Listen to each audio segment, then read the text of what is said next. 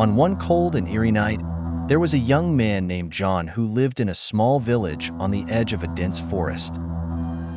That forest was infamous for being haunted by evil spirits, and none of the villagers dared to approach it after sunset. That night, John was feeling bored, so he decided to challenge himself by entering the forest to prove to his friends that he wasn't afraid of the legends surrounding it. He took a flashlight and a small knife with him and headed toward the forest. As soon as John entered the forest, he immediately felt a change in the atmosphere. The air became heavy, and the sound of the eerie wind among the trees made his heart race. John continued deeper into the forest until he reached an abandoned area where he found an old, decrepit cabin. The cabin looked as if it hadn't been used for years. Curiosity drove him to approach the cabin, and he cautiously entered.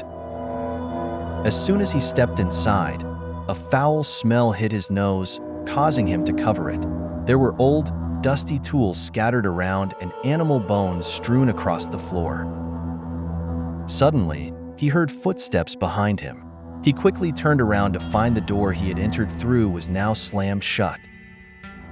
His heart began to race even faster, and he started looking for an exit, but he felt as if something unnatural was surrounding him.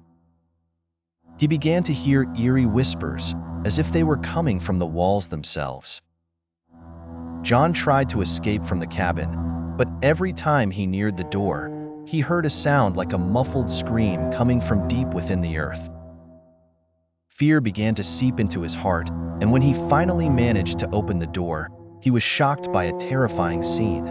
The trees had transformed into dark, twisted shapes as if they were trying to grab him. John ran as fast as he could out of the cabin, but he felt something chasing him. Every time he looked back, he saw dark shadows moving quickly towards him. He ran and ran until he reached the edge of the forest, but when he looked around, he couldn't find his village. The ground around him had changed, and he was now surrounded by open graves and scattered bones. Suddenly, he heard a strange voice calling his name from within one of the graves.